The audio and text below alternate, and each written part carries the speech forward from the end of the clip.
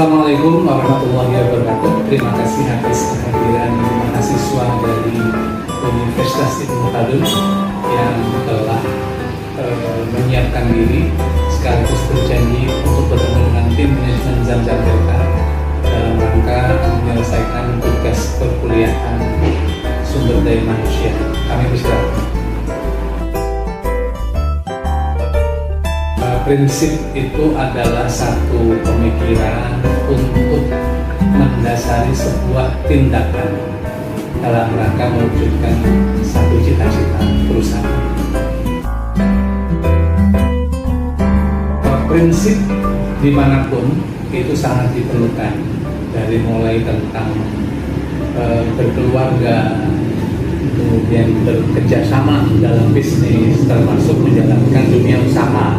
Karena dengan prinsip itulah menyatukan berbagai perbedaan dalam satu tujuan yang sama.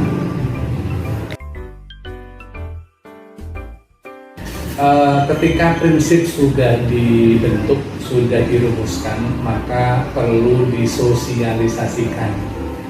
Yang pertama perlu disampaikan, diberikan pemahaman tentang prinsip tersebut dan pentingnya sebuah prinsip tersebut kepada tim sumber daya manusia kita, karena tiap hari kita ketemu, tiap hari kita berinteraksi. Tentu saja kalau tidak disosialisasikan apa yang harusnya kita berikan pemahaman kepada mereka, maka kita akan sulit untuk mencapai target perusahaan ketika prinsip belum dipahami oleh salah satu tim adalah dari sumber daya manusia. Maka ada yang sifatnya personal, orang per orang, ada yang sifatnya per kelompok, per divisi, kemudian ada kalanya secara menyeluruh sumber daya manusia yang terlibat di dalam perusahaan itu. Pengembangan sumber daya manusia, jadi ada dua komponen di sana. Satu adalah mengembangkan, yang kedua adalah sumber daya manusia. Istilah mengembangkan itu berarti dari yang sudah ada, yang sudah baik, kemudian dikembangkan agar menjadi lebih baik. Kemudian yang tadinya sudah ada, kemudian kurang produktif, nah bagaimana agar dikembangkan bisa mendatangkan profit yang menguntungkan bagi perusahaan, tentu saja menguntungkan bagi sumber daya manusia yang ada di dalamnya. Kemudian yang kedua adalah komponen sumber daya manusia. Manusia ini kan dinamis. Setiap kepala, setiap orang pasti punya prinsip yang berbeda-beda. Maka disinilah letak seni dalam mengelola sumber daya manusia, bagaimana menyatukan berbagai perbedaan kepentingan dari sumber daya manusia itu menjadi satu kesatuan yang kuat, yang solid untuk mencapai cita-cita perusahaan yang nantinya akan bermanfaat pula bagi sumber daya manusia yang terlibat di dalam perusahaan tersebut. Harus dan perlu dilakukan, dan itu secara berkala. Contoh saja yang barusan semua orang merasakan, bahwa setiap perusahaan merasakan namanya masa pandemi. Di dalam mengelola SDM itu akan berbeda setelah atau sebelum masa pandemi. Inilah yang harus terus-menerus dilakukan, pengembangan termasuk tata kelola yang berbeda sesuai dengan tuntutan konsumen. Apalagi sekarang memasuki pasca pandemi, secara perlahan kita mesti harus menghadapi yang namanya new normal. Bagaimana kebiasaan-kebiasaan baru dengan tetap mengedepankan protokol kesehatan, tapi juga tidak mengurangi produktivitas kerja maupun produktivitas perusahaan. Berbicara masalah sumber daya manusia yang perlu ditingkatkan, itu mesti dilihat yang pertama adalah latar belakang sosialnya. Dia apakah terlahir dari lingkungan terdekat dengan perusahaan maupun jauh. Kemudian yang kedua adalah latar belakang pendidikannya. Apakah mereka tidak sekolah atau hanya SD saja, atau SMP, SMA, bahkan perguruan tinggi. Ini perlu perbedaan dalam tata kelola sumber daya manusianya. Kemudian yang ketiga adalah menyangkut divisi yang dia lakukan. Jadi masing-masing divisi itu tentu saja di dalam katakanlah meningkatkan sumber daya manusianya itu akan berbeda. Pemasaran akan berbeda dengan divisi perbaikan, berbeda dengan divisi katakanlah keuangan dan seterusnya. Tapi yang pasti harus dikembangkan sesuai dengan divisi masing-masing dalam perusahaan itu. Prinsip itu akan sangat berpengaruh dengan pengembangan sumber daya manusia. Tentu saja waktu yang diperlukan itu sangat variatif. Jadi katakanlah misalnya ketika kita menerapkan prinsip perusahaan untuk pegawai yang tidak sekolah, itu tentu saja perlu waktu lebih lama dibanding dengan sumber daya manusia yang punya pendidikan tinggi. Yang kedua misalnya, bagi mereka yang biasa kerja di lapangan dengan sistem instruksi atau perintah, itu akan berbeda ketika kita melakukan katakanlah pembinaan atau perbaikan kepada sumber daya manusia yang memang dia mengandalkan atau mengedepankan logika berpikir yang rasional. Jadi sekali lagi itu memang sangat variatif, tentu saja tergantung dari SDM yang bersangkutan. Oke, ada prinsip yang sederhana yang coba kita terapkan di Zam-Zam Delta ini. Yang pertama adalah prinsip profesional. Bagaimana kita mengajak setiap SDM yang ada, mereka bisa menguasai apa yang diberikan tugas oleh tim manajemen kami sesuai dengan job description atau pembagian tugas yang sudah kita buat. Kemudian yang kedua, manakala dia ada kesulitan, maka disitulah kita ada yang namanya komunikasi dua arah di dalam melaksanakan prinsip-prinsip itu. Karena sekali lagi bahasa tulis itu akan berbeda dengan bahasa tindakan atau perilaku di lapangan. Kemudian yang kedua adalah kekeluargaan. Di dalam mengembangkan, di dalam mensosialisasikan, di dalam menyampaikan masalah prinsip-prinsip ini, metode yang kedua adalah kekeluargaan. Artinya apa? Bahwa memang kita coba terapkan reward and punishment. Ketika dia melanggar, kita berikan sanksi. Tapi ketika dia melakukan tindakan-tindakan yang positif, inovatif, maka kita kasih yang namanya penghargaan atau semacam tanda syukur, terima kasih kami kepada mereka. Jadi itu bagian dari bagaimana menerapkan prinsip kekeluargaan. Kemudian ketika terjadi kesalahan, kita hindari, kita adukan ke pengadilan, apalagi dilaporkan ke polisi atas dasar tindak kriminal. Kita mengedepankan asas kekeluargaan, musyawarah bagaimana baiknya tanpa harus merusak kedua belah pihak, baik perusahaan maupun yang bersangkutan, tetapi target pembinaan itu bisa tercapai. Itulah dua prinsip dasar yang coba kita terapkan di perusahaan ini, yaitu profesional dan kekeluargaan. Tadi di awal sudah saya terangkan bahwa setiap orang pasti punya prinsip hidup yang berbeda-beda. Dalam hal kerja tim di perusahaan itu tidak mungkin kita mengakomodasi setiap prinsip dari setiap SDM yang ada. Sementara tugas kami manajemen adalah menyiapkan prinsip-prinsip dalam mengembangkan usaha sehingga profitable, mendapatkan keuntungan yang bisa dinikmati oleh baik pemilik perusahaan ikut menikmati, termasuk SDM yang terlibat di dalamnya. Maka disitulah letaknya bahwa kita perlu yang namanya tadi masalah sosialisasi, kemudian manajemen terbuka ya, diskusi, menyatukan berbagai perbedaan, itu sangat penting karena setiap orang pasti akan berbeda keinginan. Contoh saja misalnya, kalau perusahaan pengennya disiplin, datang tepat waktu, pulang tepat waktu, kemudian ramah dalam menghadapi konsumen, pengunjung yang terkadang menyebalkan. Sementara namanya manusia, SDM, kadang-kadang tidak sabar menghadapi mereka. Tapi kan perusahaan punya keinginan, bagaimana sebagai tamu kita hormati privasi dan keinginan mereka sepanjang itu tidak menjatuhkan nama baik perusahaan. Saya kira bagian dari seni kita untuk melayani dengan sepenuh hati, dengan baik, sesuai dengan kemampuan perusahaan yang dimiliki sampai hari ini. Bicara soal masalah biaya, tentu saja ini sangat relatif. Tidak selamanya biaya yang kita keluarkan itu sepadan dengan hasil yang kita dapatkan.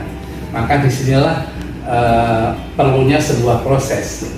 Jadi ketika kita menerapkan prinsip-prinsip perusahaan, kemudian kita sosialisasikan kepada mereka sumber daya manusia misalnya, ini juga relatif ya. Artinya begini, bahwa cepat atau lambat kita harus mendapatkan hasil yang maksimal. Bagaimana ketika terjadi hambatan-hambatan di dalam perjalanan mensosialisasikan prinsip itu? Inilah seni sebuah manajemen. Ya, memang terkadang sebuah prinsip perusahaan itu bisa dirasakan hasilnya bisa setahun kemudian, bisa 2 tahun kemudian. Bagaimana kita bisa mengukur bahwa itu berhasil atau tidak? Ya kita lihat jumlah pengunjung yang datang begitu, atau katakanlah sekarang jumlah like and subscribe dari medsos yang kita miliki, termasuk juga berapa jumlah pengunjung yang datang ke Zam-Zam Tirta setiap tahunnya. Baru kita akan bisa melihat, oh ternyata dampak dari prinsip itu memang tidak bisa secepat kilat ketika menuangkan air panas di kopi, secepat itu pula kita bisa merasakan nikmatnya kopi, gitu ya. Sama dengan yang tadi, ketika kita menerapkan sebuah prinsip-prinsip perusahaan, tidak mungkin hari itu juga kita bisa memetik hasilnya. Itu bisa 1 semester, bisa 1 tahun, bisa 2 tahun. Inilah seni atau art sebuah manajemen perusahaan dengan menerapkan prinsip-prinsip perusahaan. Ketika perusahaan menentukan prinsip-prinsip sumber daya manusia, nah tugas kami adalah untuk bagaimana bisa diimplementasikan, bisa diterapkan. Percuma saja kita punya prinsip tapi tidak diterapkan gitu. Karena terus terang saja bahwa di tengah-tengah persaingan tentang bisnis yang sejenis, sebut saja bisnis pariwisata atau wahana air, inilah perlu prinsip-prinsip yang inovatif gitu. Ketika sebelum pandemi, kemudian pada saat pandemi atau pasca pandemi ini, kita harus inovatif dalam hal memilih dan menerapkan prinsip-prinsip perusahaan dalam mengantisipasi persaingan yang sehat dalam dunia wisata air gitu ya, especially di kolam renang demikian.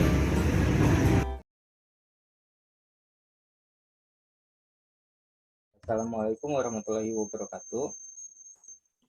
Waalaikumsalam warahmatullahi wabarakatuh. Gimana puasanya, masih lancar? Masih, alhamdulillah. Alhamdulillah. Sehat-sehat semuanya ya? Alhamdulillah sehat. Yo, sehat. Alhamdulillah. Oke.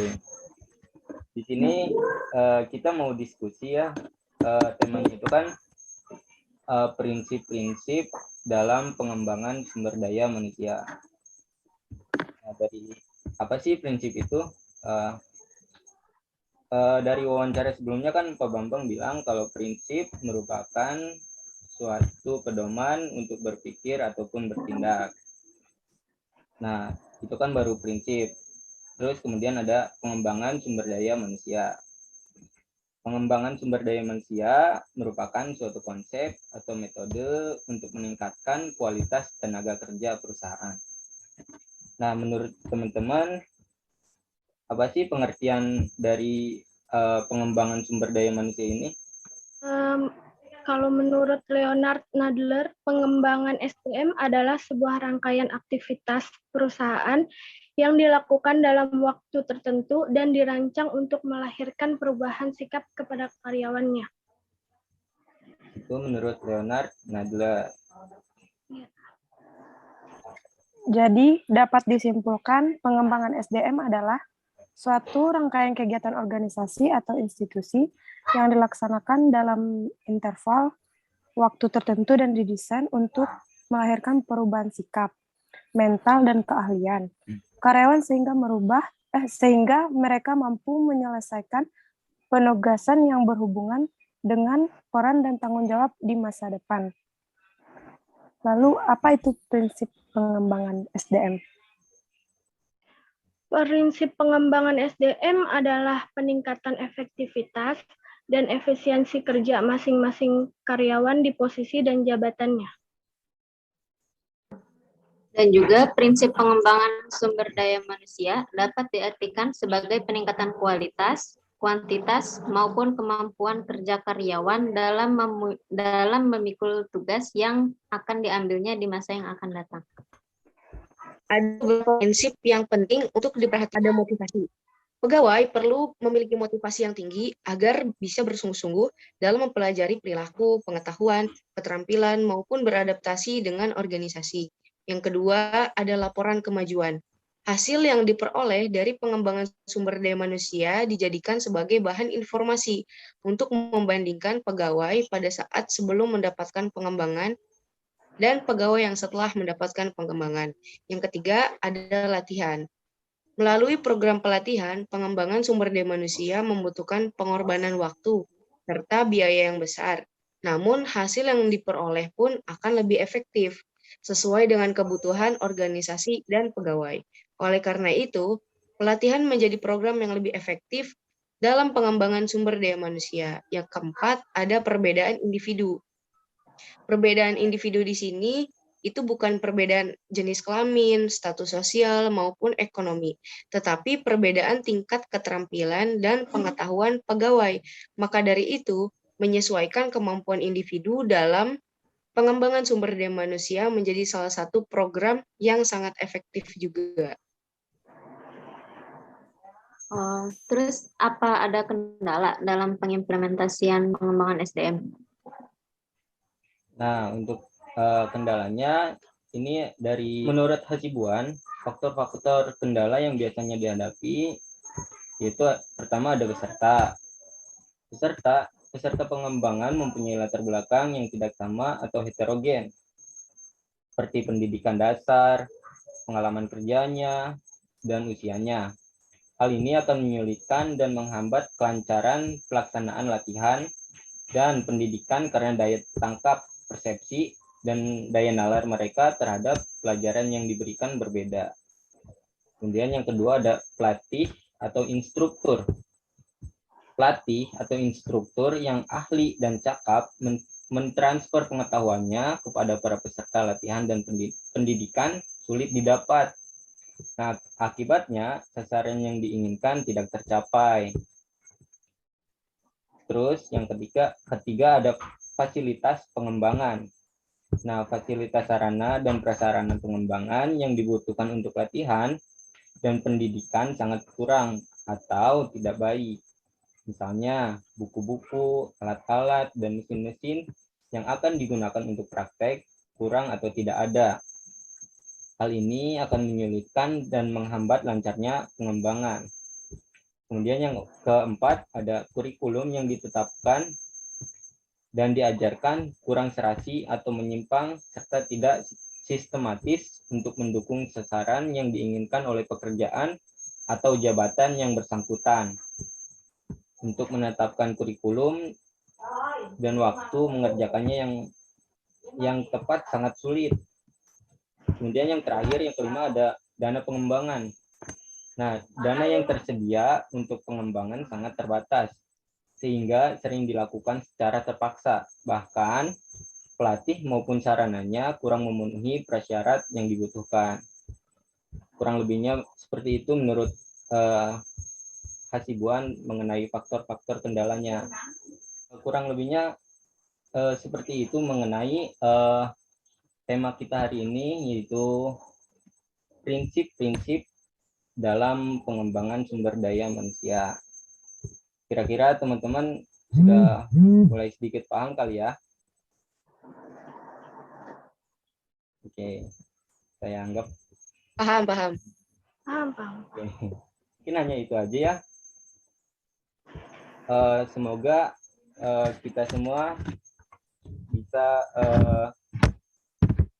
lebih baik lagi atau lebih bisa memahami lagi mengenai pengembangan sumber daya manusia ini, dan ya kurang lebihnya kita bisa cari lagi di internet atau buku-buku yang ditulis oleh para ahlinya.